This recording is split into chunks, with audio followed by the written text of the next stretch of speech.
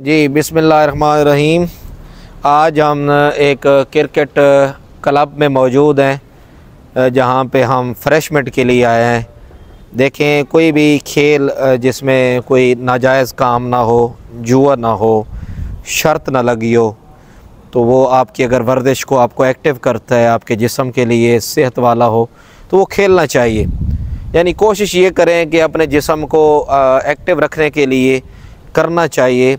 और ये हमें अपने जो है उलमा मशाइख से भी ये चीज़ मिलती है कि अपने जिस्म के लिए कोई ना कोई वर्जिश का एहतमाम करना चाहिए।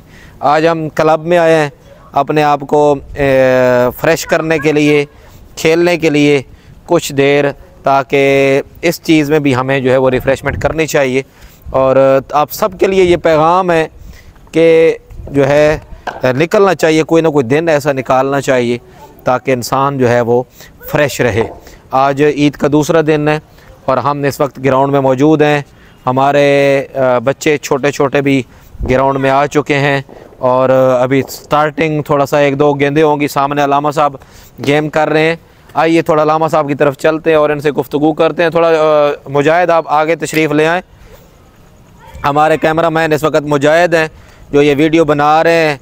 अलामा साहब से हम पूछते हैं कि आपको यहाँ पे कैसा आज फील हो रहा है? आप अक्सर मस्जिद में रहते हैं मेरी तरह ही, और साथ में टीचिंग करते हैं, पढ़ाते हैं एक स्कूल में भी, तो आपको आज ग्राउंड में क्लब में अलामा साहब कैसा लग रहा है? और कैसा ये इस्लाम में कैसा है इंसान सेहत के लिए खेलना, ये क्या है इस्लाम, इसके बारे में क्या कहते हैं? जी बिस्मिल्लाहिर्रहमानिर्रहीम। सबसे पहले तो आपका शुक्रिया, आपने मुझे इस काबिल समझा और मौका दिया।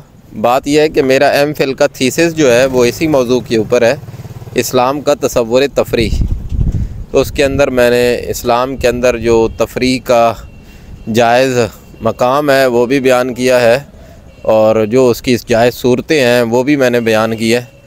तो वो सारा पढ़ने के काबिल है। इसलिए कभी कभी तफरीह बल्कि इसलिए ज़रूरी है कि ये जिस्म फ़िट रहेगा तो बस्ततन फ़िल इल्म वल जिस्म, उसकी भी अमली तफसीर होनी चाहिए। एक तरफ इल्म में मुसलमान को, मोमिन को पुख्ता होना चाहिए, तो दूसरी तरफ जिस्मानी जो कुव्वत है वो भी ज़रूर होनी चाहिए, क्योंकि हदीस मुबारका है जिसका मफ़हूम ये है कि जो ताकतवर मोमिन है वो कमज़ोर मोमिन से बेहतर है।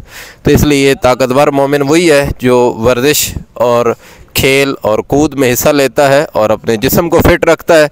यकीनन ये जिस्म को फ़िट रखना इबादत में भी हमें देता है, फ़ायदा देता है। इसलिए ज़रूरी है कि इबादत के साथ साथ तफरीहात का भी एहतमाम किया जाए। शुक्रिया, जज़ाकल्लाह।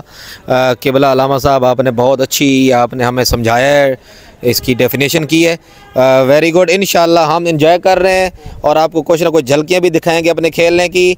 आप भी खुश रहिए, खेलें भी सही और साथ में इबादत भी करें, मामलात भी संभालें। हर काम में, हर अच्छे काम में हिस्सा लेना चाहिए। जज़ाकल्लाह। अल्लाह हाफ़िज़।